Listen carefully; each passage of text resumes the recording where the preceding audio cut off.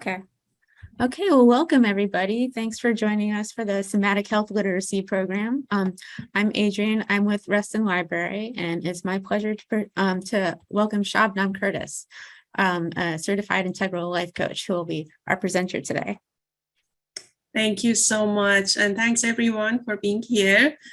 Yeah, I'm Shabnam Curtis. I am an integral life coach. I provide one-on-one sessions and workshops. And it's my passion. It's what I really love to do and what I grow personally when I do it. And I appreciate every one of you being here.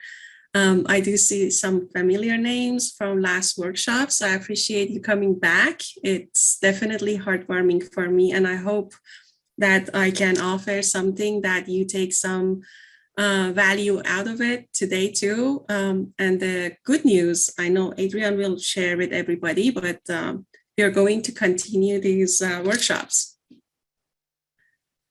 So I'm going to share my screen.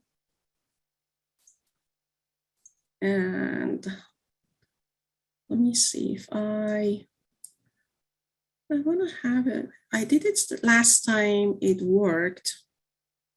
That like, and then I think yeah. And then let me see. No, not you. Oh, this, I have to play with this whole thing. I want to grab this guy now. Okay. Okay, can you see my screen? Perfect. Okay. So today we want to talk about somatic awareness. We did talk about our behavioral awareness and then emotional awareness. And now we kind of like want to bring it together to see how we can actually embody a new way of beings that makes us more connected to life.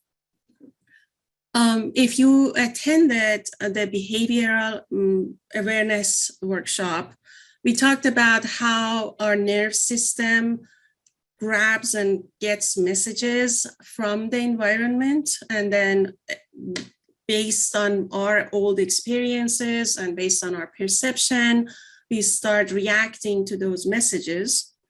And then we might go to fight, flight, or freeze, or appease. What is the ideal way of doing it is to be in a connected, to be basically in a connected, safe mood of being. But then when we get the triggers, the stressors from the environment, our nerve system, which is a survival thing, throw us to fight, flight, or freeze, or appease, basically people pleasing. And then in the emotional awareness workshop, we talked about our emotions, how we have pleasant and unpleasant emotions. No emotions is bad. We experience all of them and we want to experience them. But again, the survival instinct makes us feel like not wanting to process or to feel unpleasant emotions. However, they are nothing bad. When an unpleasant emotion rises, there is a message from it for us.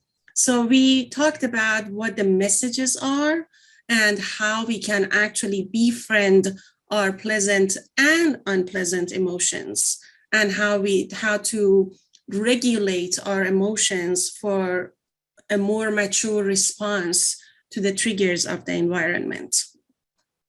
Now, today we want to talk about how our body actually works in this and how important it is to know how our body works and how we can embody new ways of being. Is there any thoughts, anyone to want to say, any expectations from today's workshop, or any thoughts that you'd like to share in a few words. I would love to hear it before we actually start. Or you can even do it in the chat if you like.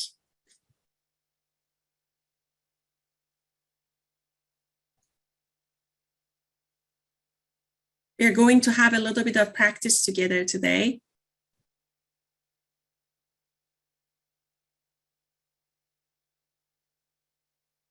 Okay, so I'll start talking, but please feel free to use the chat. Adriana and I will both will read it. There's one message. Thank you. Thank you. Thank you. I am grateful for you to be here.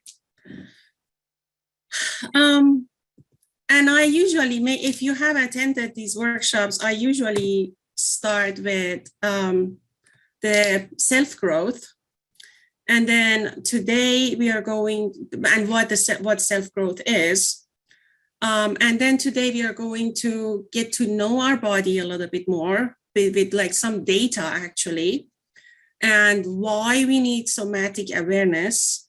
And then I will talk about the embodiment process, and that's where we are going to do a little bit of practice together. So my first question is, can you see my entire screen? Is that okay? Because I have the Zoom pictures up there. I just don't want that block anything.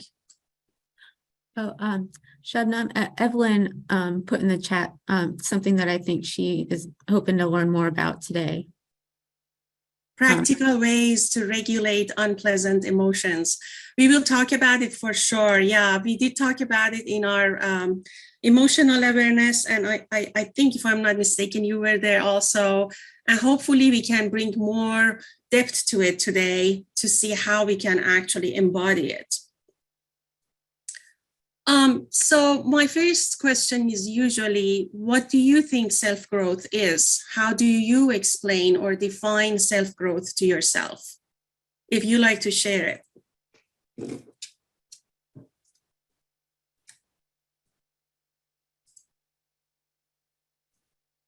Thank you. Anyone likes to share what self-growth is for you? When do you feel you grow? What do you do to grow? Or why do we grow? Or why do we need to grow?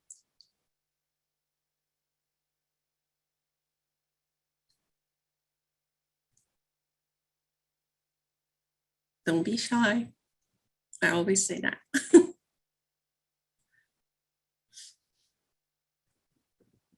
Okay, let me share. Oh, there is one person. Thank you. Learn beyond dysfunctional learned behavior. That is beautiful. Yes. Thank you, Sharo. I hope I say your name correctly. That's exactly it. So we have, yeah, exactly. Yeah, because we want connection with our loved ones. We want true connections. We want deep connections with people around us. That's what keeps us going, right?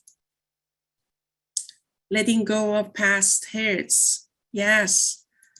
Yeah, we want to befriend our past and our versions of old versions of ourselves. We want to accept ourselves for who we are. We want to see that the past made us for who we are today, and who we are today. There is absolutely no doubt that each one of us here in this workshop, and I would say to anybody, that we have a lot of good qualities, and we have a lot of virtues that we are practicing, even though if we don't notice it.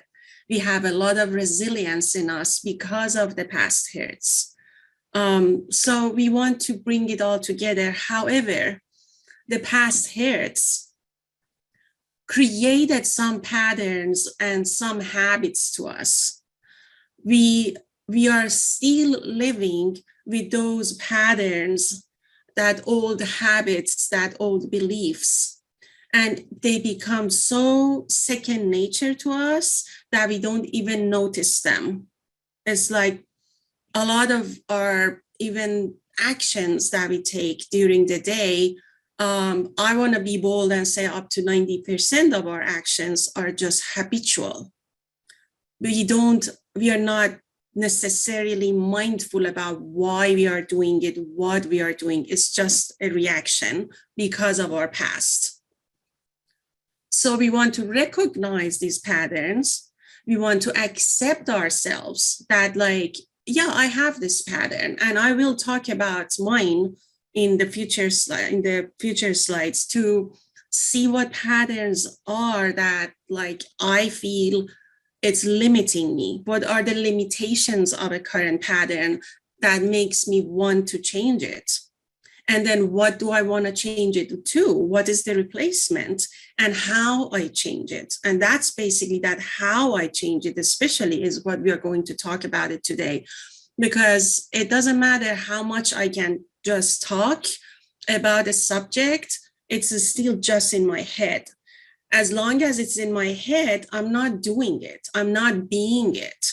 But if I embody it, if I practice and bring it as a habit in my entire body, and I'm not even thinking about it anymore, like driving or anything else that we learn, that's when we embody it. That's what I mean with embodying it. And just because I'm a life coach, I'd like to teach a little bit more about what a life coach can do. It's still not new, but new to a lot of people. And that's exactly when I personally take help from my own coach to recognize my current patterns, because there are a lot of time I don't even see them.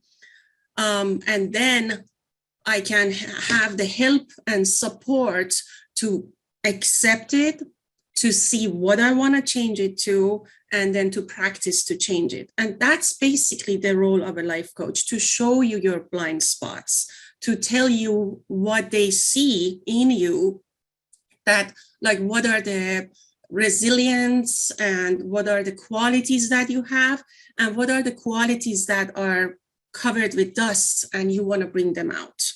It's not like creating all over, but you want to just unfold them and bring them out. So a couple of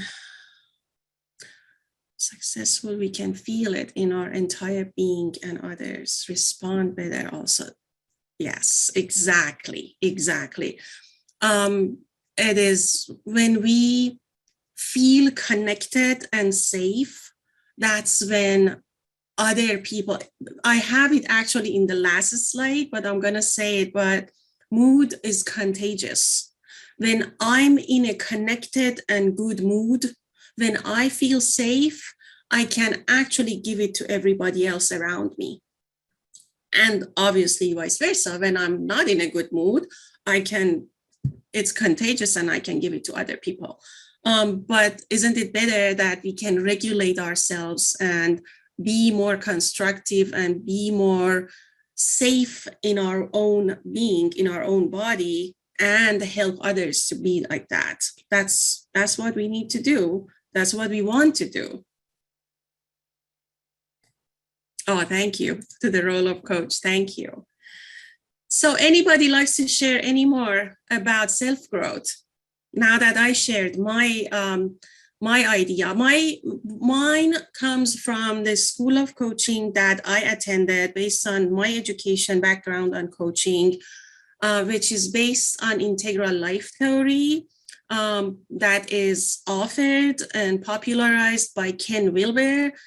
He's a thinker and a philosopher who's worked on integral life theory. And integral means integrating every piece of us rather than being all these separate little islands, hating some parts of ourselves, or not enjoying some parts of ourselves, just accepting a little piece of ourselves. We want to have the whole self of us accepted and play with it and live with it. That's the integral life, basically, to bring body, mind, and heart all together. Anybody else likes to share? Okay. So one of the things that I'm planning is, because that was something that I didn't know until really like I went to coaching school. What is self-growth? That's why I bring it out every time. I want everybody to think about it. What is self-growth for you? How do you grow? And I'm planning to actually have a workshop on it and have everybody think about it and kind of like looking at it from human development perspective, that why do we grow, why we want to grow, and how we can grow, what is growth. And let's go to somatic now, if my computer works. Yes. So getting to know our body. I don't see the top part of my own screen. Getting to know our body. Why do we want to get to know our body?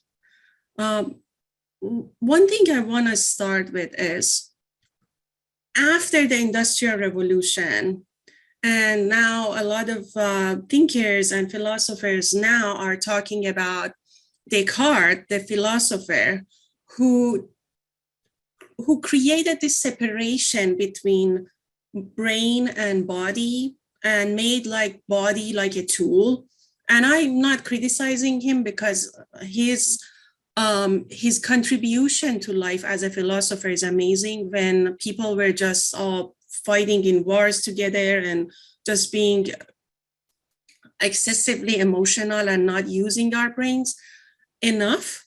He brought the role of the brain in, but then the pendulum went this way and we started using our brain all the time without using our hearts and our body and our emotions. Now we are at an age or era that we want just to bring the harmony between the brain and emotions. How do we do it? Why do we do it? Because it's just like living here in our brain and being separated from our body. It takes away a lot of intelligence that we have in our body. Our body is actually an intelligent being, is part of our being. It's not a tool. It's not a separated entity that like just does things for us. It's way beyond that. And just to bring a little bit data to it, well, I understand that like a lot of us know that our brain has billions of neurons, and many, many millions of neuron paths.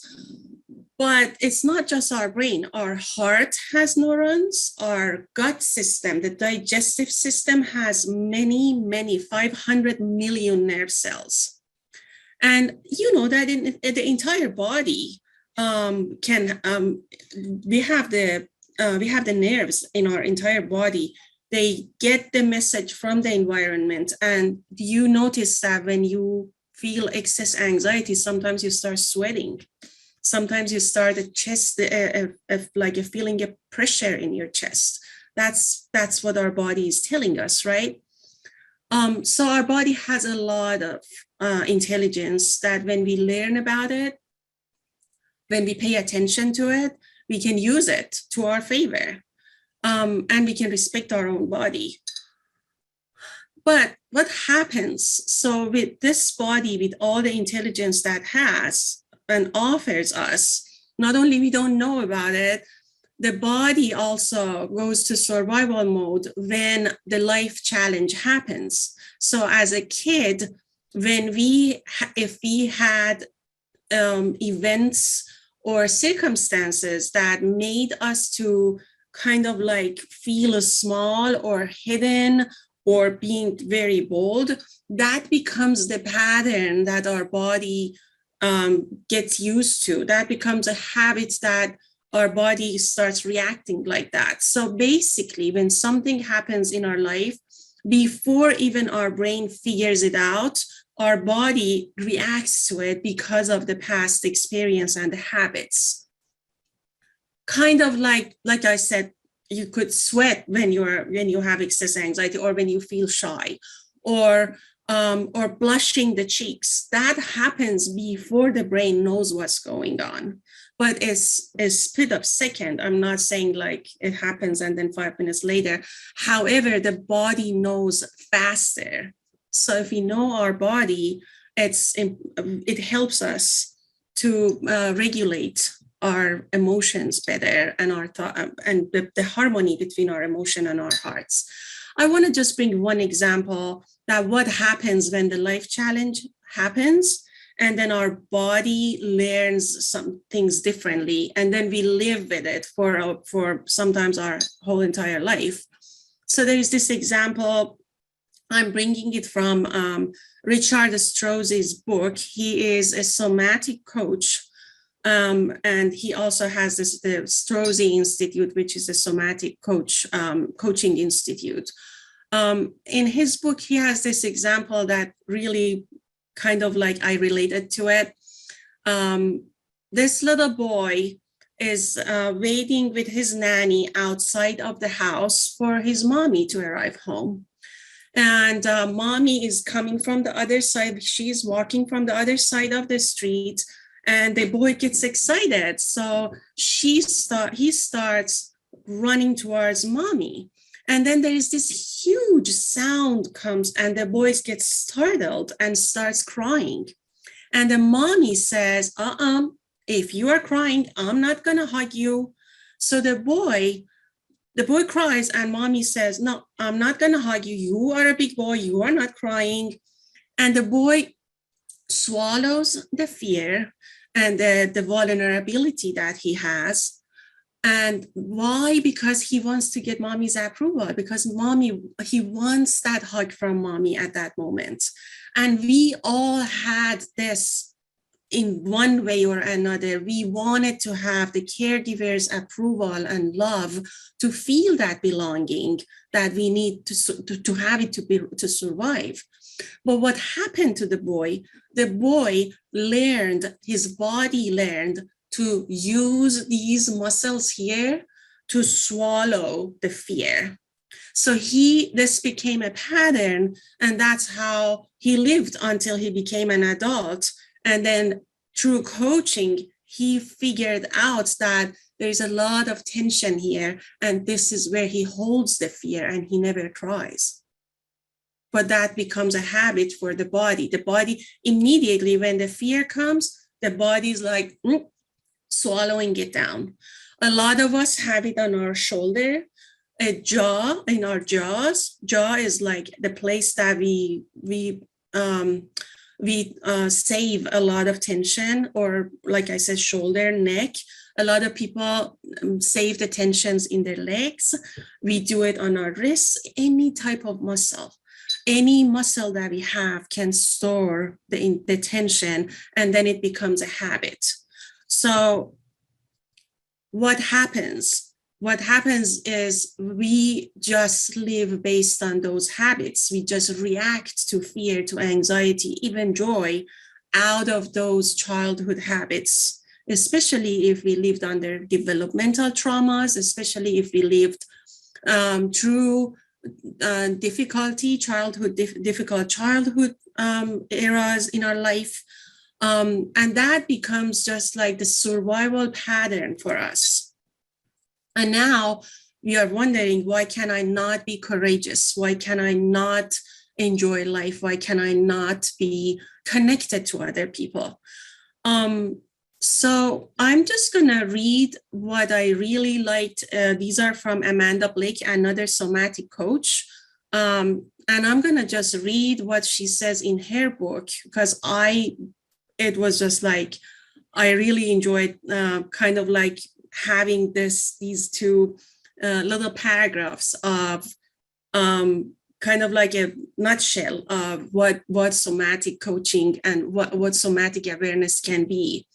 So she says, embodying courage, purposefulness, compassion, and justice needs attention, directed movements, emotional engagement through practice and repetition. Just like when you learn swimming, bike riding, or playing an instrument. That's how neuroplasticity plays its role to help us actualize more of our potential. And then she says, embodied practice creates durable change because it rewires your entire neuromusculature and creates new embodied patterns that affect your day-to-day action. I think she says it beautifully. At one point, she mentions, like, if you read a book about swimming, when you go to the swimming pool, do you know how to swim? No. But when we go to the swimming pool, if we have some information, it might help us. But if we don't go to the swimming pool, if we don't have our body swimming, we don't learn how to swim. We can't just read about it. It can't be just in our brain. We have to have our body. And that's exactly how we can also, with the way that we embody swimming or playing violin or piano, that's exactly how we can embody to be courageous, to be more resilient, to be more regulated. These are all just practices, new habits. How does it land? How do you feel about it? Anybody likes to share?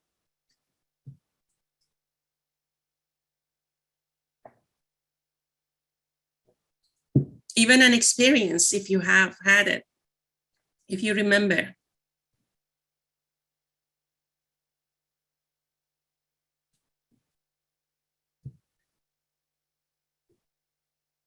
You would love to hear it.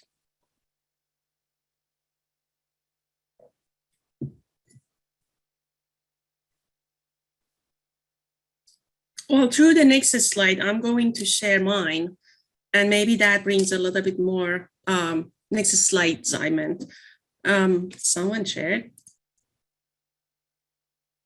Oh, the question is, do you remember any embodiment practice that you've had to embody something, a new habit?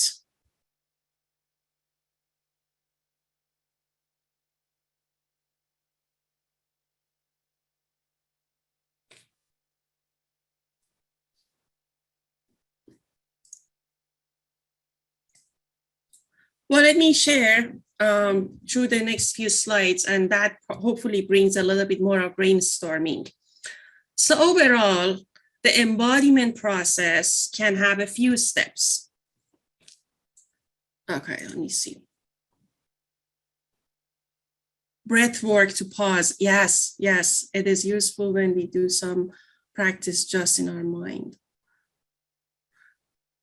Breath work definitely is, when we do different types of breathing and when we practice it, it becomes second nature. We don't even we get to the point that 5 in, 5 out, if I understand your example correctly. And then after a while, you don't have to count. It becomes just second nature. For me, actually, deep breathing is now a second nature. My body starts it. When I feel tension, my body starts it. And I know that okay, I can, if I'm sitting, I can just relax my body, or if I can just go lay down, and breathing is now, deep breathing to calm me down is now second nature for me. It is good to practice it in your mind, but like I said, I think Paul was asking that, but like I mentioned, we can practice it in our mind. We can imagine a lot of things in our mind, but when we don't practice it through our body, it just stays there. It doesn't come out to life. So to embody a new pattern, a new habit, there are a few steps that we can do. And this is again based on the Strozzi Coaching Institute's practices. There are definitely other patterns that other coaching teachers can offer, but this is what I personally also experienced and have been working for me. So the first step is recognizing the pattern that you want to change. And then you want to make sure that when you recognize it, you are in a grounding way of being, that you can get to accept it, because it's not easy to accept our shadow side, or our, we call it dark side, but the unpleasant side, right? and then get curious about it. We want to bring curiosity to it. We want to put a perspective on it so we don't feel belittled by it, that like, oh my God, I'm a people pleaser. It's okay. No one is perfect, right? And then we want to get to the point that we trust ourselves and actually starts practicing.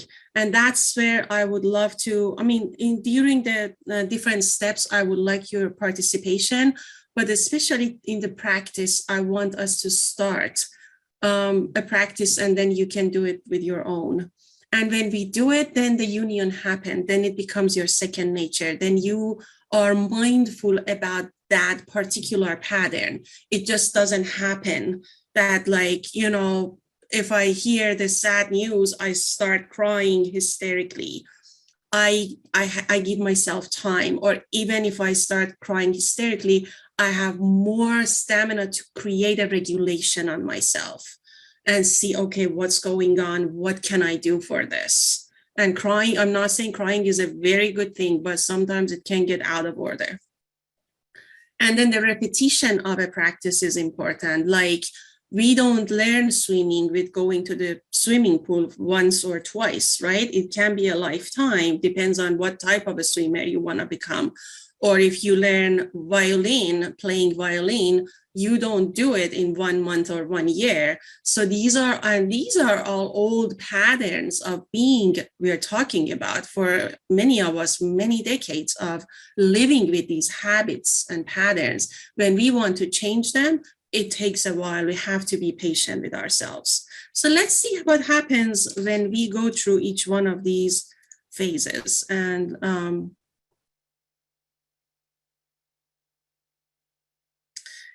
forgiveness happens. Yes, forgiveness happens when we accept ourselves. Yes, that's beautiful to say. And it's basically to look at ourselves and our past versions of ourselves with a self-compassion and with a kind approach.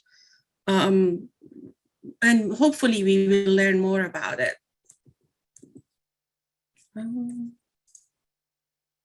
Sometimes none of the clicks work. Sometimes it works. So recognizing the new pattern that we want to have,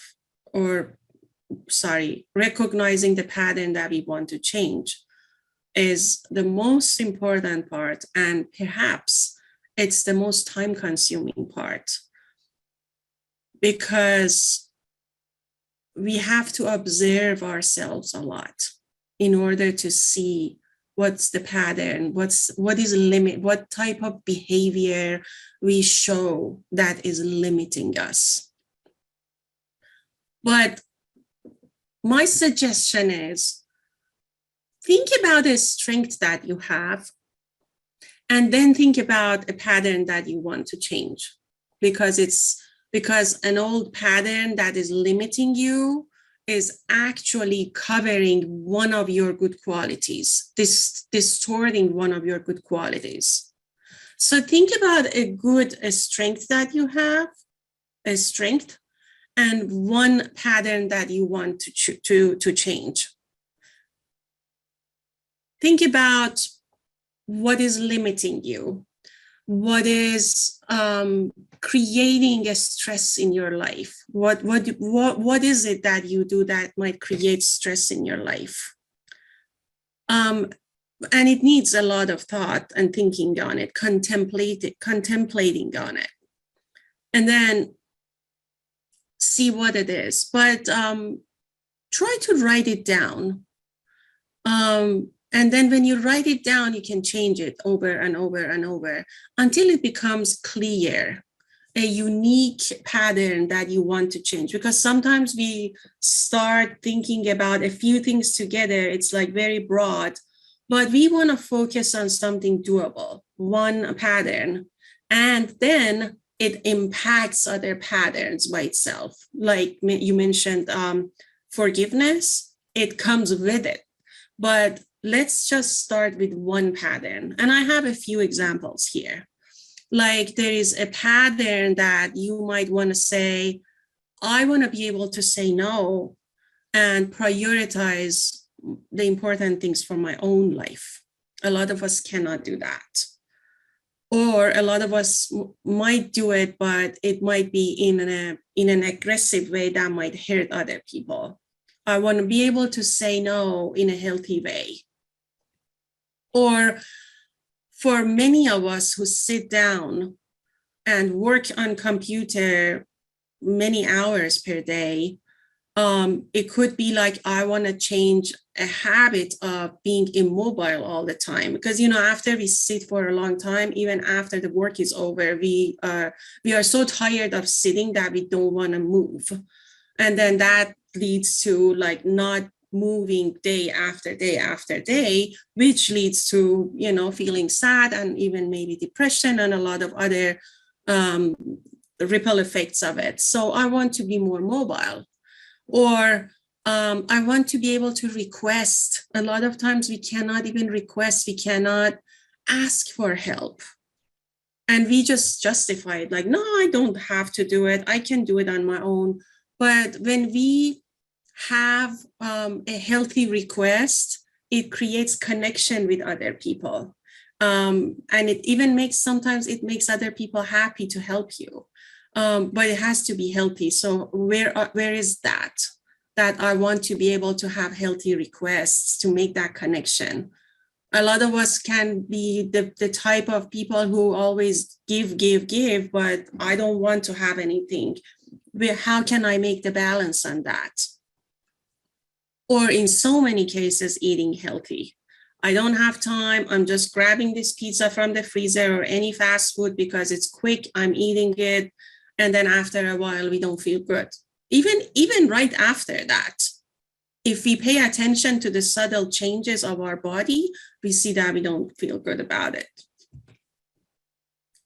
So I'd like to, let me read this. I have been through so much heartbreak and loss during the pandemic. I'm trying to learn ways not to feel so sad all the time. Does this work for the situation? Shirley, yes, definitely. Definitely. Sadness is something that we all experience. It's part of our life, but we want to bring a balance to it.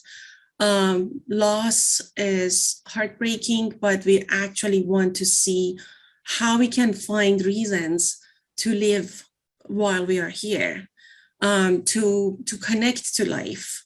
It doesn't mean that the sadness go away. It means that we accept the sadness, but we create space for joy too. And yes, that's exactly one of the patterns that you want. You have to give yourself time and be patient, because if it's grief takes a while and you can't push it.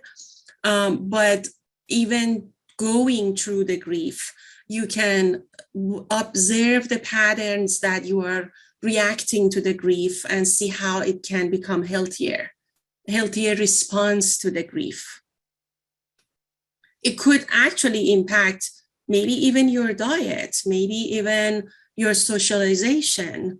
It could impact so many things that like you can probably think about it one by one, that I'm going to start with this step and try to bring the change to it. So think about what is one strength that you have and what is one thing that you want to change, one pattern that you want to change.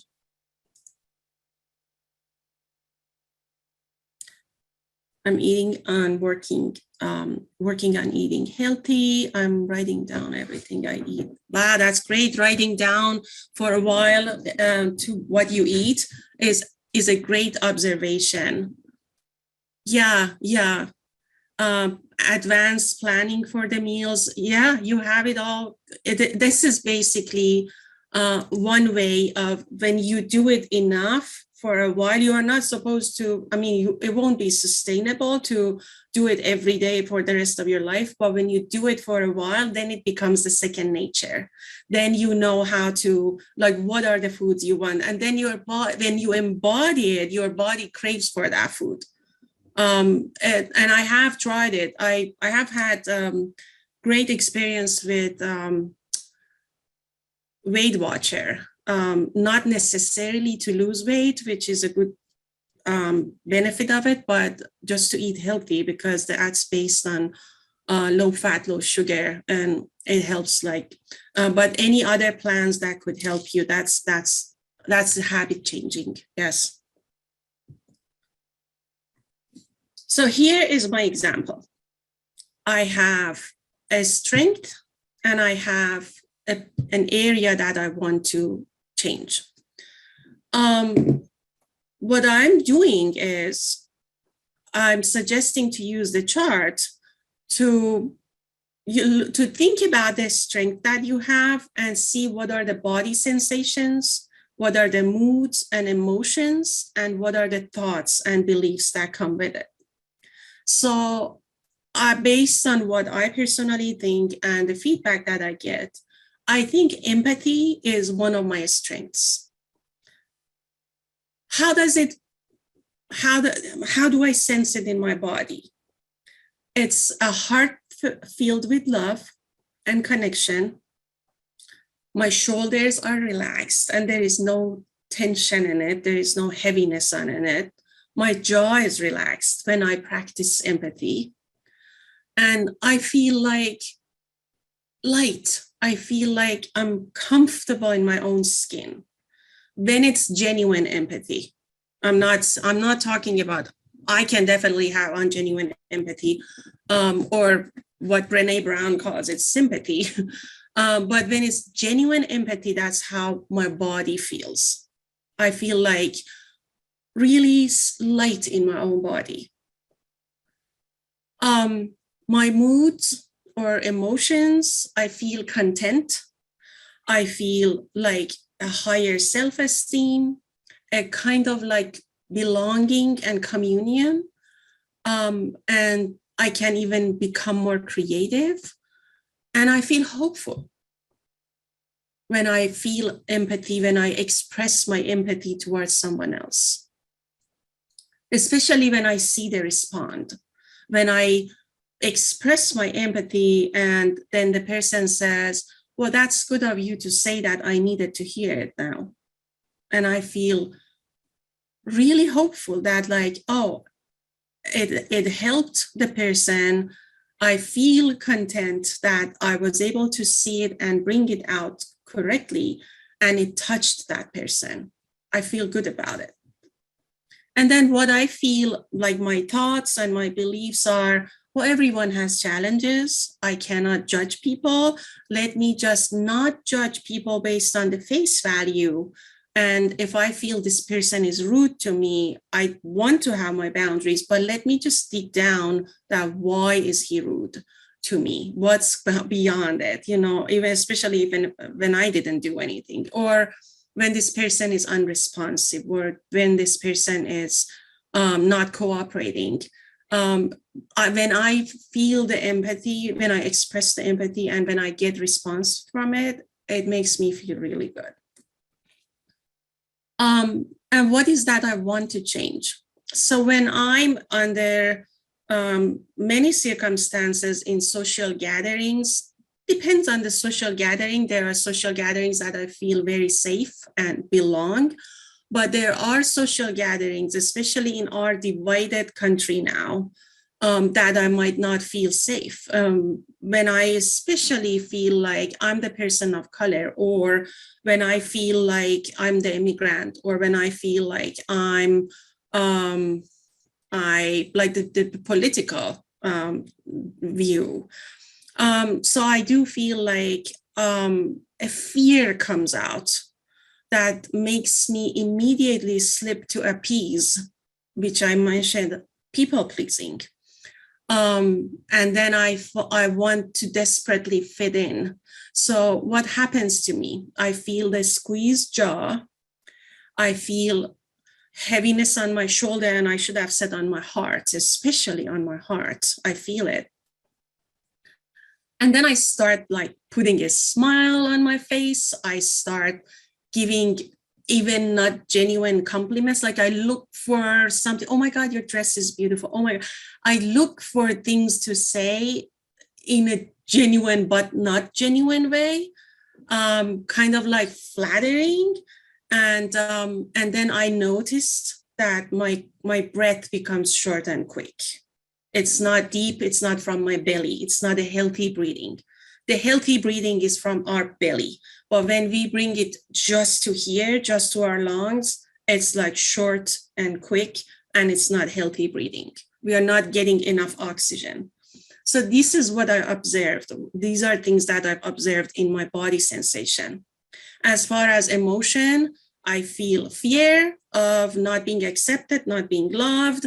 I feel guilt because I'm kind of like, I know that I should be more genuine, and I'm kind of like I become flattering. And I feel belittled. I feel like a victim, and I hate it. And then what are the beliefs behind it? The beliefs behind it is, people's needs are more important than mine, or I should be polite, I should not hurt anybody. Those type of beliefs that don't work, they just don't work. To be nice, not to be kind. They don't work for neither for me nor for the other person. So this is what I want to change. Now I want to maybe give you like 30 seconds, everybody. Can you think of one strength and one pattern that you want to change, and start writing about it? It's just a start. It's not going to be all done today, but I want you to start, and I'm hoping that you can continue after the class or maybe this weekend, just to contemplate a little bit more on it. I'm going to be quiet for 30 seconds. And if you like, you can share.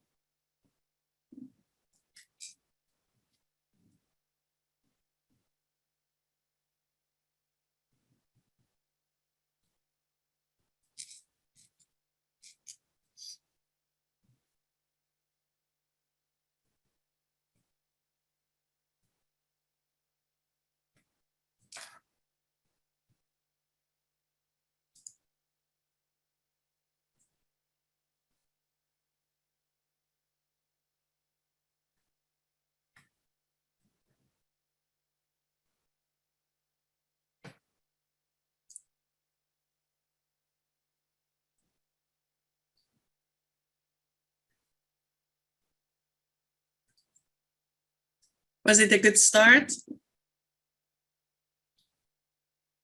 Anything came to mind?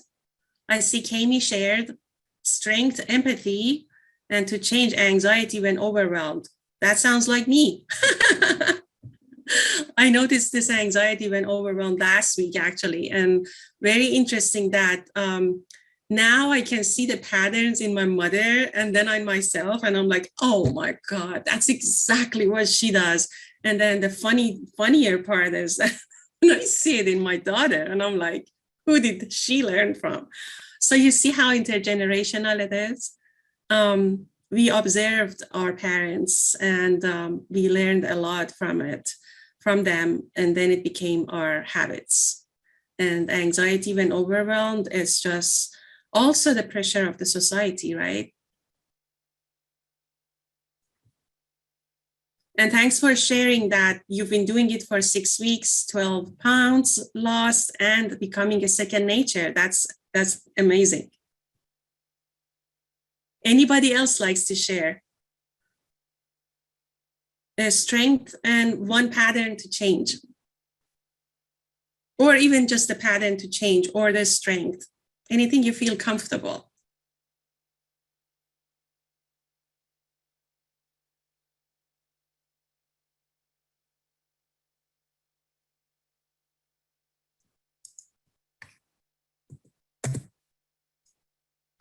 So when you come up with your pattern to change and with the strength, then we will share these slides. Then you can actually use this form and try to see what comes up for you. Don't do it in just one session. Do it in several sessions for yourself. Like I said, recognizing is the most important part. That takes us a while. Let me read Paul's comment. Statistic each Please, this time write it down. And me. Oh, is that like about time management?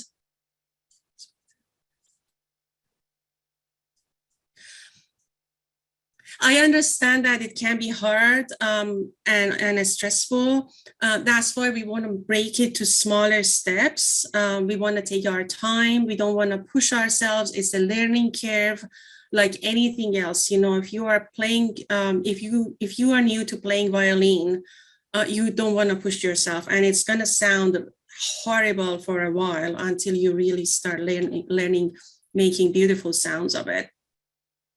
And you can actually play with it. You can make it adjustable. Like I am inspired by this book and this person to do it, but what is my own personalized way of doing it that makes it less stressful for me, that makes it more doable for me, that has more space or a place in my life, you know. Make it personalized for you, but anything that would work is just a matter of regularity of the practice. Empathy, helping others, being useful. Yes. I can imagine that the strength of empathy, helping others and being useful is something that many people can relate to it. We do feel good about it. And sometimes we go a little bit out of, like a little bit more towards the excess part of it and forget our own needs and boundaries. But when it's at a healthy level, empathy is one of the joys of life, feeling and expressing empathy.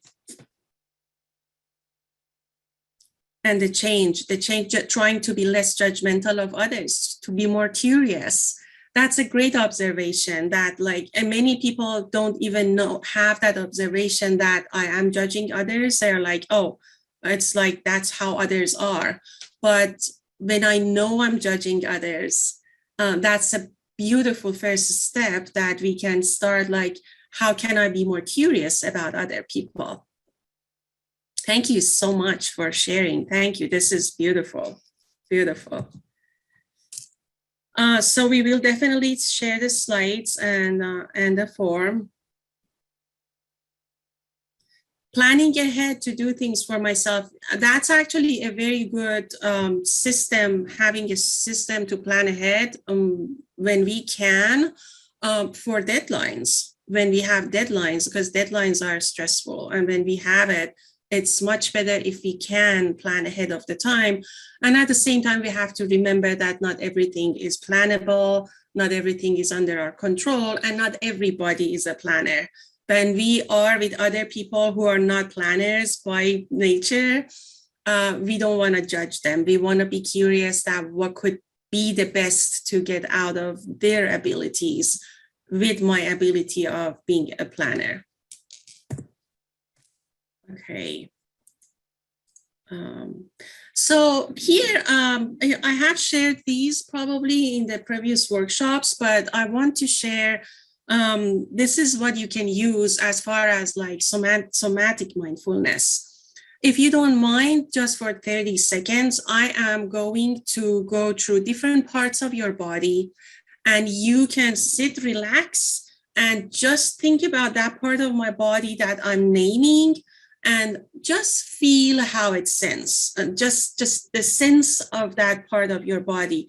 Is it triggered or is it centered? Am I okay with this part of my body, relaxed, or is it triggered and I feel some tension or temperature or something in it? I'm just gonna, if you can just sit, relax, I'm just gonna name all these different parts of your body, and you can just think about it. Just sense it. Even if you want to, like, when it's toes or fingers, you can just move them. I'm going to start with forehead, eyes, especially the muscles around your eyes.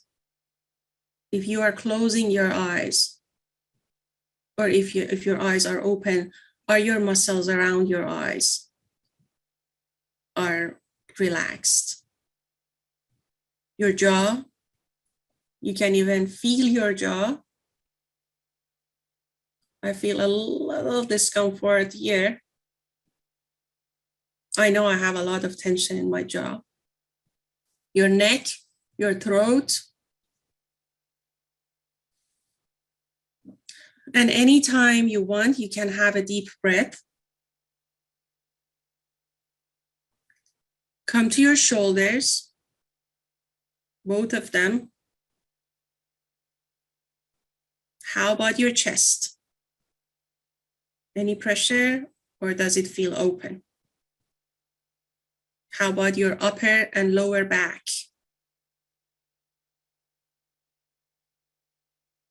Come to your heart. Is your heart light or heavy? How is your heartbeat? Think about it as far as biology too. Your breathing, pay attention to your breathing. Is it shallow? Is it deep, quick, regular, irregular?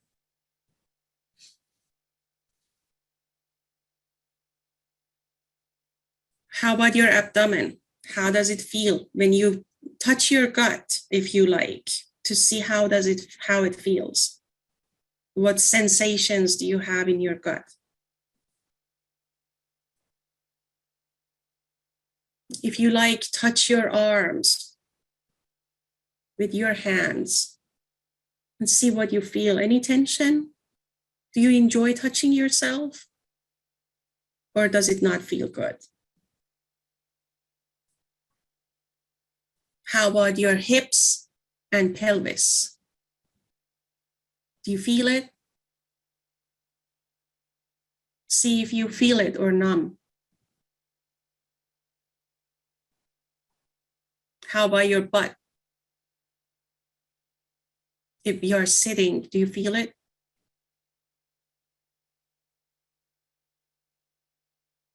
Your thighs? Any stress, any tension? Your knees?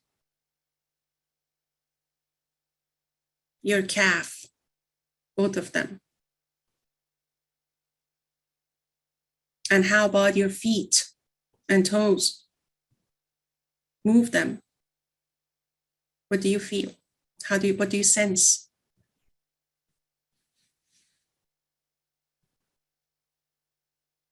And if you like, you can have another deep breath.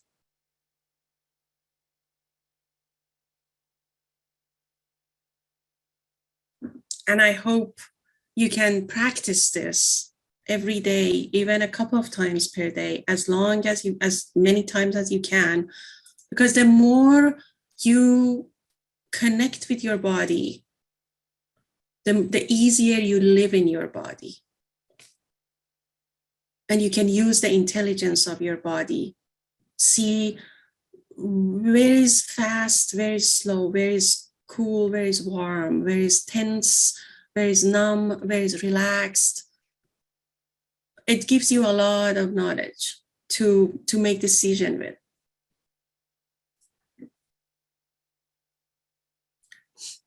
Shirley, thank you. I find the volunteering can help you, but make sure you are in a positive atmosphere and around friendly people. I have learned to walk away. If it gives me anxiety. I thank you so much for sharing that. The environment that we are in, it's very important. The messages that we get from the environment, we need to be more aware of what are the messages. If it gives me anxiety, it definitely cannot be somewhere that I want to be unless I feel like I can do my own analysis. Is the anxiety based on my perception, based on my behavior, based on my experience, that there is something that from past I've learned to be not comfortable with. And now I feel not comfortable with it, and it's a trigger for me. And what can I do with that trigger? Can I bring more resilience to it? Can I look at it differently? All these are different ways of looking at it, but definitely not staying in a toxicated environment or environment with a lot of triggers. That's definitely the right way to go. And that's hard. A lot of people, unfortunately, stay in an environment that with a lot of triggers, and that staying under the constant state of stress and fear is very unhealthy and creates even more unhealthy behavior. So, a few posts back, Victoria shared what her strengths and something that she wants to change. Oh, thank you. I'm sorry I missed it. Being a good support for loved ones, enjoying my time with them. Oh, with myself. Self-isolating. Yes, reaching out to others, asking, having a request for help. Exactly. Yeah.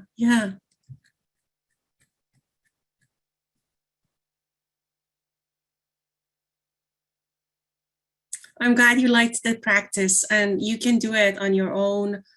Like I said, as many times as you can in a day, because the more you do it, the more you become familiar with your body. Lying down, yes. I personally prefer a lot of lying downs because I know there's still a lot of, even though I've processed a lot of traumas in my body, but there's still a lot of traumas that take energy from me, and laying down and relaxing my body and my muscles and kind of like going towards, like letting myself go towards the gravity. Of course, like I know that the ground or the bed is holding me, but just letting go of all the tension, it helps me a lot. So the more relaxing, if you need your body to relax, please listen to your body and do it. The next slide that I want to share is, this is kind of like a wheel of emotions. This is one suggestion. There are many of them out there. I found like the categorization of it interesting. But the more granular you can talk about your emotions, the more in touch you are with your emotions. And when you bring more clarity with your verbal intelligence to your emotions, then it's easier to deal with something that is more clear rather than something that is a mishmash. I can't say I'm angry, but then what does that mean? I'm furious, or I'm disappointed, or I'm just frustrated. The power of the emotion, and where does it stand with me? How am I feeling it? So if you have a name for it, they call it name it to tame it. Peter Levine says that brings a lot more clarity with the monster that you are dealing with, even if it's your own emotion, right? So you can definitely use this one. And the most important thing is when you are to recognize the pattern that you want to change, make sure that it's not a pattern that the culture is pushing on you, that parents are pushing on you, or peer pressure, or you are not comparing yourself to other people. Make sure that that's not the case. And that comes when we are observing our desires, our thoughts, our inner voice, which is going to be another workshop by itself, how we can make ourselves more familiar with our inner voice and what we can do with our inner voice, especially when it's an inner critic.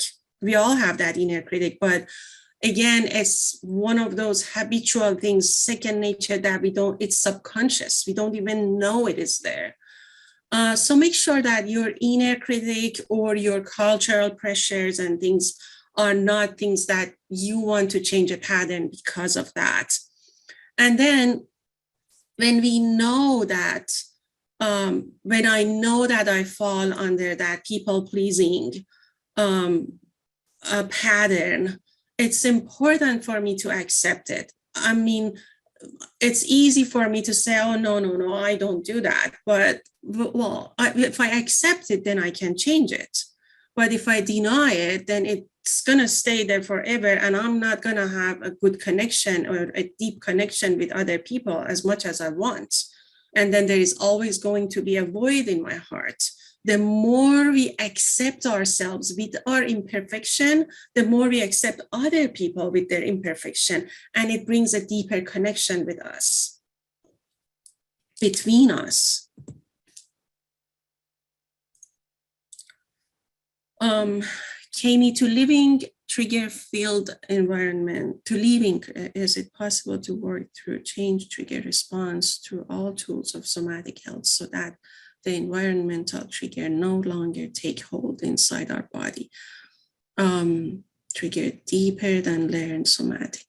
Well, yeah, for a while, the trigger, it definitely starts when the trigger is more powerful than the resilience that we have in our body. But then when you know the trigger and when you know yourself, what is it in yourself that you want to change to become more resilient, then the effect of the trigger becomes less and less and less powerful.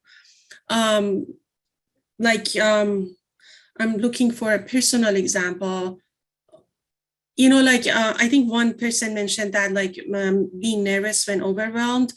Last week, I actually had that experience that I was overwhelmed, and I noticed that I was nervous, but I also noticed that I have a lot more regulation and management over it. At one point I slipped and I was so nervous that I was like, oh, this person has ADHD. He's not answering my questions. But then I was like, wow, wait a minute. So I observed myself. I was like, it's not whether the person has ADHD or not. It's me being too frantic and overwhelmed that I'm just judging other people. So I totally feel now that I have a lot more the trigger is less powerful than my resilience, but it's a work on progress, and it's step by step. But like in the next couple of slides, I suggest what you can do to see the change, to see the pattern that is changing.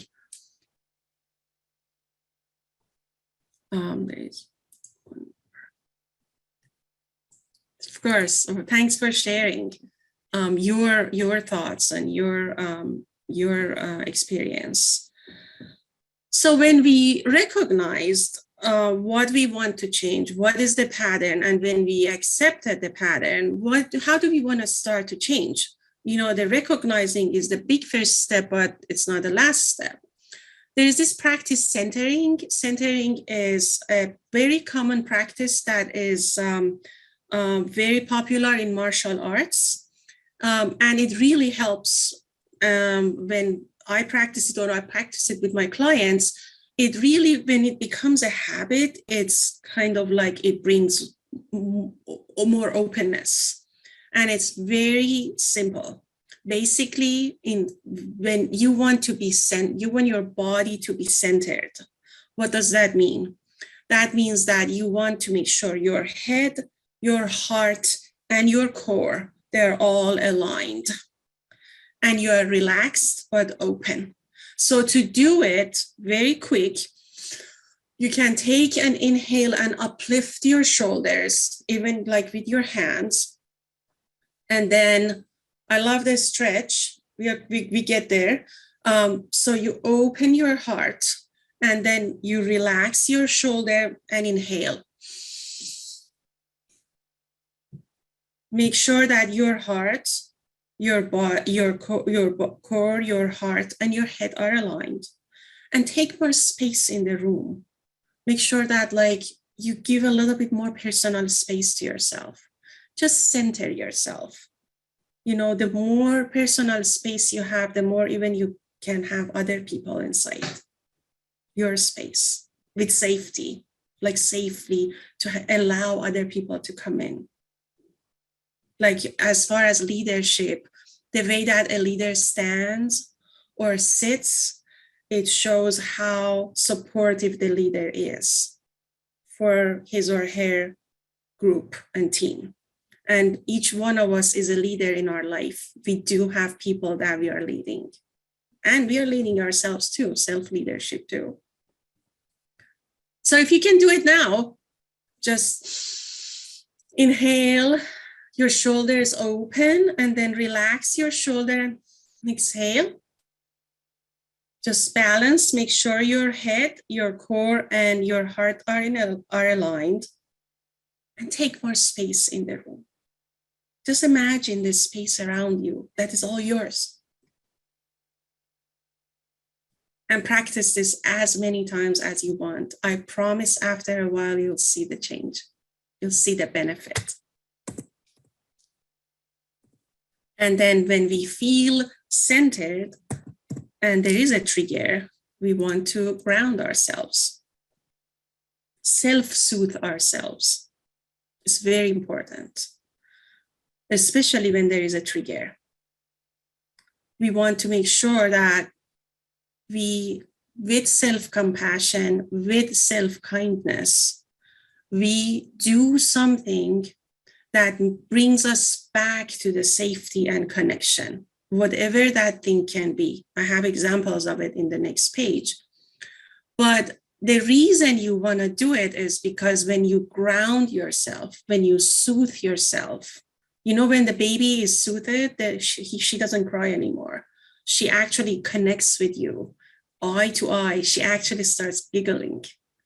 And when we soothe ourselves, we are able to connect with other people a lot deeper without fear. So we want to ground ourselves to make sure that we are using our rationality and our emotions and our body all together. We have a lot of different intelligences in this whole body that we want to bring them all alive. So do something to soothe yourself.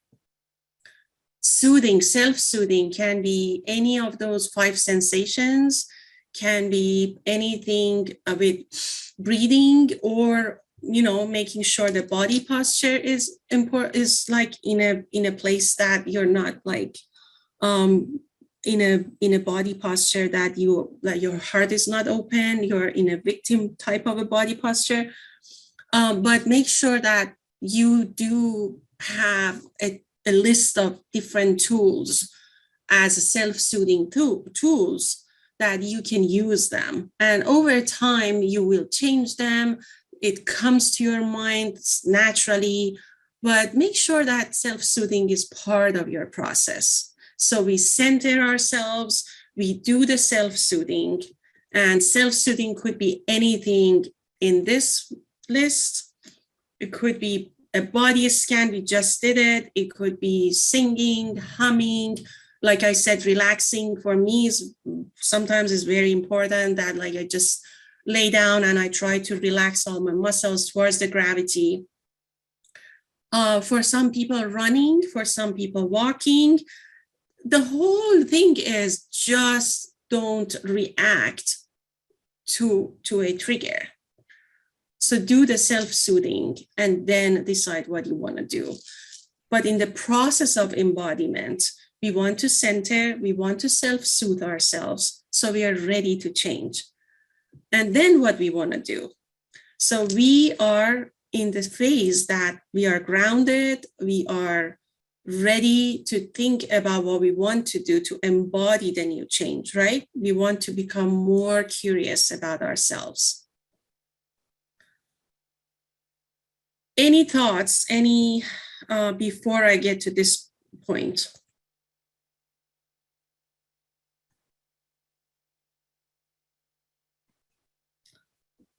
Okay, so to respect the time, let me get through this couple of slides. So what we want to do to become more curious is we want to be able to listen to our heart, because like I said, we live in our brain a lot. And that's not an easy thing. We need to practice it a lot. Usually what helps me is starting with deep breathing and calming myself down, putting my hand on my heart. I personally like to close my eyes to get all that stimulation out. And then I drop to my heart. And then I want to listen to what it says. However, in the beginning, it's very difficult because our brain is very noisy. That inner voice, the chattering box inner voice that we have, it's going to tell you it's not right, that people are not going to like you, you're not going to be able to do it, a lot of different things, a lot of inner criticism. Those are all the noises from your brain. Our brain has a lot of capacity. We've been using it so far, very good, but it also creates a lot of noise that it doesn't allow us to listen to our hearts. So do it as much as you can. Observe your thoughts and then drop to your heart. Try to see what is your desire, what your heart wants to do. And yeah, it might be scary that like, oh my God, if I want to follow my heart, like I've heard it so many times. If I want to follow my heart, I'm going to quit my job. If I want to follow my heart, I'm going to get divorced. It doesn't go that bad. It doesn't be that catastrophic. Our brain, again, does a lot of catastrophic thinking, but it might not be as bad. And eventually, even if it gets to that point, maybe that's the thing to do. But usually it's not that powerful. There are smaller steps to do. So try to slowly and gradually listen to your heart and observe the inner thoughts, the inner voice, but see what your heart says too. And just to tell yourself, I don't have to do everything that my heart says, but what is it really that I want? And see if the heart says something that makes you limited and makes your heart heavy and it wants to open up. Let's see what happens. Try to be curious about the body sensations during this whole time that you are trying to listen to your heart. And the inner voice comes from caregivers, parents. The inner voice comes from cultural pressures. The inner voice comes from your current relationships. Those are all inner voice that come. Just observe them. See what body sensations come to you. Is it like a heartbeat? Is it a sweating? Is it coldness or hotness in some part of your body? Numbness maybe, or tension? Just observe all of that, but try to listen to your heart. And this takes a while. And then we want to do a power pose. I don't know if you've heard of Amy Cuddy. I have the link here. When you see here, the power pose is brown color. There is a link here to her TED Talk, which has many millions of viewers, and I think hopefully you will enjoy it too. But a power pose is a pose that Amy Cuddy started the research, and there are so many research studies after that coming that when you do the power pose, are the hormones that are released in our body actually are the good hormones like the dopamine and the oxytocin. Depends on what power pose we do. Even when we do yoga, even when we stretch, we are releasing hormones in our body that makes us feel good, right? This is my power pose, and I like to stay in it for 60 seconds. And it makes me move, it makes me giggly, it just makes me feel strong. And when I do it, it reminds me to be strong. So this is my power pose, but you see all different power poses, and I have just examples here. If you know what your power pose is, do it right now, just a few seconds. Just try something that you think might be your power pose. Just think yourself. What might be? Hands on, like this one, Amy Cuddy, hands on your hips. Or is it like a calm, relaxing pose that gives you power, reminds you of your power and strength? A pose, a body pose. Some people actually sit like old managers and put their feet on the desk to take space. Anything that makes you feel stronger in your body. So think about a power pose. And what I'm suggesting is, as part of the embodying a new pattern, think about your power pose, and then think about a pose that makes you feel small. If, like when we do this, we can't even be positive. When we are looking down, when we are hunching. But the more open our heart is, it's just like natural, because the open your heart is, the more oxygen goes to your lungs and the brain starts working better, the body starts working better with more oxygen. And it's like it starts actually creating or releasing better hormones. So go between this, any type of pose that makes you feel like a victim, and then a power pose that like, this is for me. Go between that a few times and see how it changes your thoughts, your emotions, your body sensations. And you have to do it a lot, over and over, every day or a couple of times per day, to really feel the subtle changes. They are very subtle, but there are changes. Gradually, you start feeling those subtle changes. It's very gradual. You need to be patient with it, but you feel it. So when I feel empathy, I feel in my power and I feel like light. When I feel people pleaser, I feel like small. I feel like belittled. If I practice between those two poses, if I bring awareness to my body sensations within those poses, then you start seeing it and you start bringing the new habits, the new neural paths to your body. And when you practice it enough, after a while, you see that this is going to be your pose, or you naturally come to that pose. You don't even think about it. We become conditional to it. It becomes a new habit, basically. I just want to make sure that I have a lot of words here. I don't want to miss anything here. And like I said, I like to stay in this pose for 60 seconds because it kind of like makes me feel like, remind me of my strength. Probably my arms gets tired, right? I stay there for just a few more seconds because that reminds my body that I can do more. I can be more resilient. My body can do more. Just push it a little bit. It's okay. Even when you are doing yoga, when you're doing workout, you just push it a little bit more and your body learns that I can do more than this. I can be more resilient. There are a couple of thoughts here. An immediate biological change. I'm glad. Thank you. Thanks, Adrian. Thank you for sharing that, Amy. Yeah, I'm glad you feel the body change, the biological change, and just explore that, like, what is it that, what body posture could be, or body pose mostly is the one that makes you feel like, remind you of your strength and your inner power. And it doesn't have to take long every day. You can just do it as quick as you can.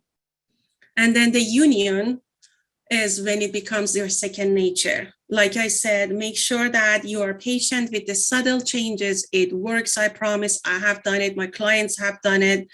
We know it works. These are all based on research studies.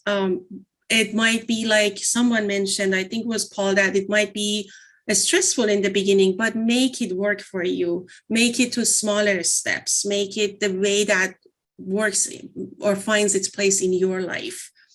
Do recognizing, and then make sure you do centering and grounding, and then do the power pose, even separately, even out of order, but do it, but then do it in order. It becomes, it starts becoming the second nature. And And the whole thing is because we want to be present. We want to be mindful of our patterns. And one thing I want to say that when I do it, like swimming, it's not happening in 1 or 2 or 3 months. It takes a while, and depends on how far you want to go as a swimmer. It takes a while to have that swimming as a second nature in your body. So when I say that I want to come out of people pleasing, it doesn't mean that I catch myself. I self-reflected for a while after the fact. Oh, I fell into people pleasing mode, or I slipped into my people pleasing state of mind. And then after a while, when I self-reflected after the fact, it started becoming a self-observation at the moment that, oh, I'm going to people pleasing mode. And I'm still there. It doesn't mean that I don't become a people pleaser. I'm still there, but I have a lot more awareness when I do my practices, especially when the trigger is there, when I know that it could be a social gathering that can make me feel unsafe and triggered, then it's, my body is more ready, like I do the centering kind of like naturally it comes to me.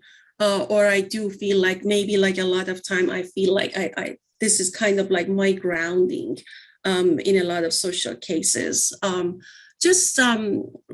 like a little bit of a pep talk that it's okay, you got this, you can do it, and it's okay to make a mistake again, because this is a learning curve. It doesn't come all at once. So be patient, be kind to yourself.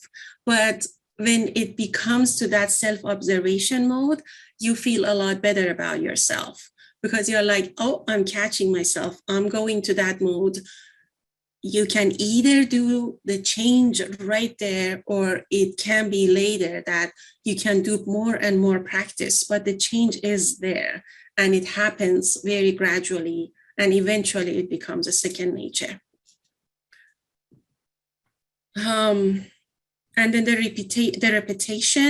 repetition of that, we talked about it. It's very important to do these phases if you can regularly. I want to say every day, but regular is different for everybody. So even if you can go through the phase of recognizing, thinking about it, contemplating on it, listening to your heart, centering, grounding, listening to your heart, and then do the posing, the power pose for yourself, and make sure that you feel the changes in different poses that you have. Or like I said, do it separately. If you feel the power pose, just do it, just to remind yourself that you have a strength. And when the trigger happens, your body is a lot readier for that. And again, I just wanted to bring that slide that we have our current patterns. When we accept them, when we see their limitations, we can think about a change, a new pattern, and then we can practice. That's what basically we talked about, mostly how we can practice to change, to bring a change. Any questions? This is my information. Please feel free to contact me with any questions, anything, any questions. Even if you like to unmute yourself. Thank you. Thank you so much for being here, Shirley. Thank you. I know it's past the hours. I really appreciate it. Like I said, please make sure that you contact me if you have any questions. And thank you. Thank you for being here. Thank you for the love that you're giving yourself and the love that you're giving me. I feel it. And I really looking forward to seeing you again. Thank you, Shabnam, and thanks everybody for joining us.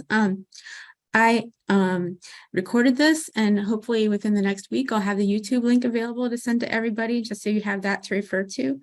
But in the meantime, I'll send out the slides, so you also have those to refer to, and you have all of Shabnam's links.